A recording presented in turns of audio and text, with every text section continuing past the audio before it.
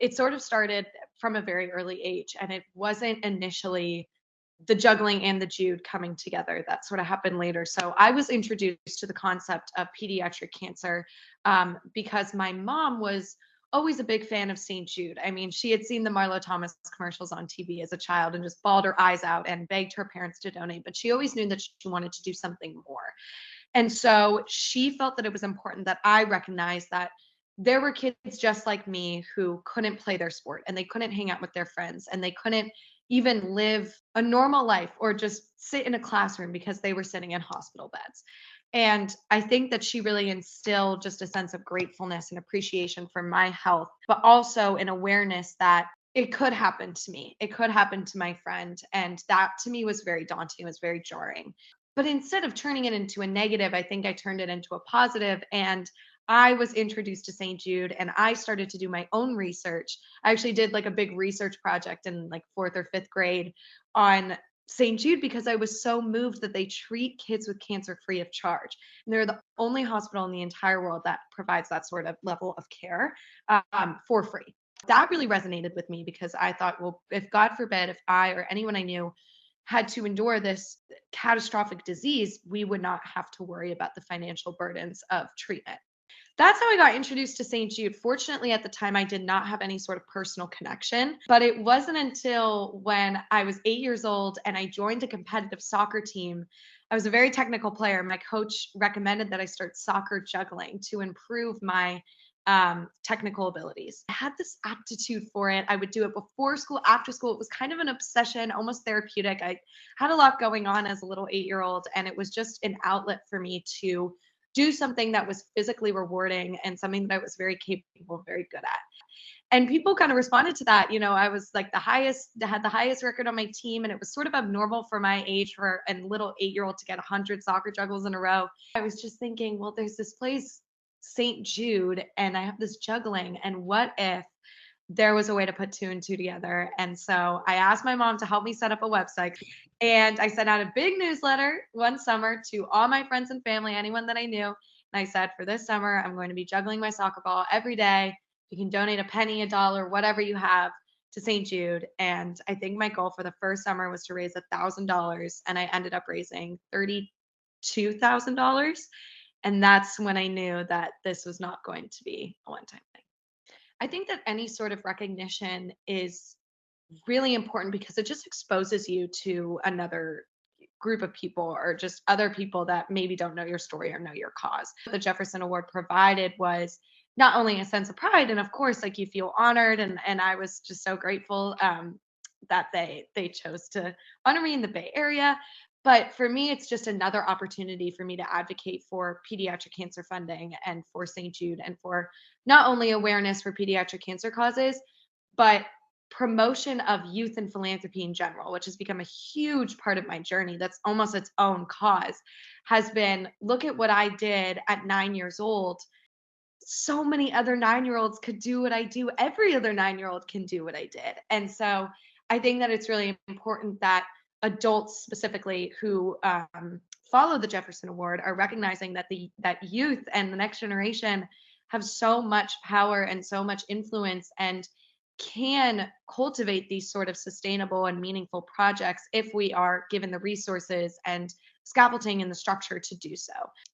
You know, it's I do a lot of public speaking at middle school and elementary schools in particular. What I try to say is not that it's easy, but it's more accessible than you think. We have this stigma around charity work and community service in particular that you have to be a millionaire in order to donate to a charity. You have to be a celebrity. You have to graduate college. You have to make money. You have to do all this stuff in order to contribute. And I had, $20 in my piggy bank, and that's not necessarily how I contributed. There are other innovative ways that you can make a difference and make a positive impact. And another thing that I try to tell them to get them involved is that they should take something that they already love and know how to do and use it as a catalyst for providing, time, donations, impact in whatever way. So for me, soccer juggling was something that was easy because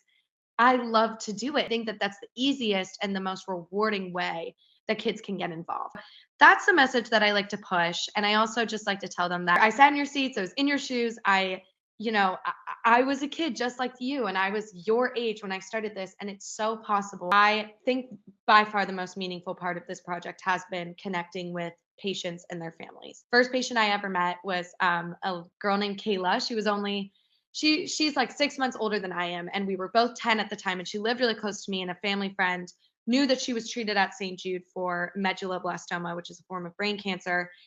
And it was such an amazing, chance for me to have St. Jude finally have a face and a name attached to it.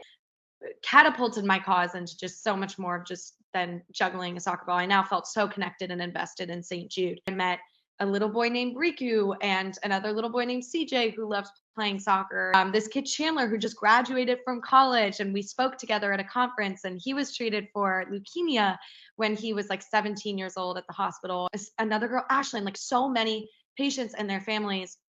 And I've been so fortunate to watch them thrive post treatment. Some of them have been in treatment when I met them, and then they are treated and they're better. But there was always this thought in the back of my mind that kind of loomed over my head that one day I just really wouldn't be so fortunate to see all of my friends just thrive. And about 2 years ago, I was connected with a little girl named Olivia who lived in Tennessee, and she was getting into soccer. So her dad said, we want to not only support St. Jude, but we want a Juggling for Jude soccer ball, and we want her to try to get into juggling and all those things. And she was currently being treated at St. Jude. About 6-ish months ago, her neuroblastoma came back in full force, and she ended up passing away about 4 days ago. For me to see her and cultivate a relationship with her and a friendship with her online, we would have virtual FaceTime and play dates and all of that. And she was only 9 years old. It has given my work meaning in a way that it really just never has before. I think that for the rest of my life, I will never ever stop fighting for her. But it's just kind of it kind of gets you angry, it gets you frustrated, it hurts you. That has been such a meaningful thing to process. Her nickname is Liv, and her whole thing was live in the journey. And she was living in her cancer journey, and she was all about living in the moment. Something that I actually did not expect to talk about, but since it happened so recently, it's been sort of a new development in my journey, and it's very important to talk about. When you really witness it firsthand and have someone that you're close to actually go through it, it's so different. And that's why we're here. That's it's why I do what I do. I always go back to that. Social media has been so important, and I tell kids that social media is a double-edged sword. It really is. There are negatives. I think that's so apparent. We hear about it all the time. But it has helped me so much in connecting with people literally across the world, to get them involved in a Juggling for Jude challenge, or to connect with pediatric cancer patients and their families. There are so many ways that social media has been such a powerful tool in the development of my fundraiser. So has my website and my blog and my newsletter, and sending those to repeat donors and being able to get their emails and write them thank you notes and develop relationships with them. Like, that's so important. So I think that the use of technology, when used responsibly, is actually a really powerful tool for impact. So I actually leave tomorrow for Stanford. I will be a freshman, but my relationship with St. Jude, especially this past year, has really developed into a more professional dynamic. And so I now work as a Gen Z advisor for their NorCal Bay Area team. And they invite me to more meetings and to sit in and give advice on this event or that. And I think that my relationship is only going to progress. In terms of the juggling, definitely want to keep doing that.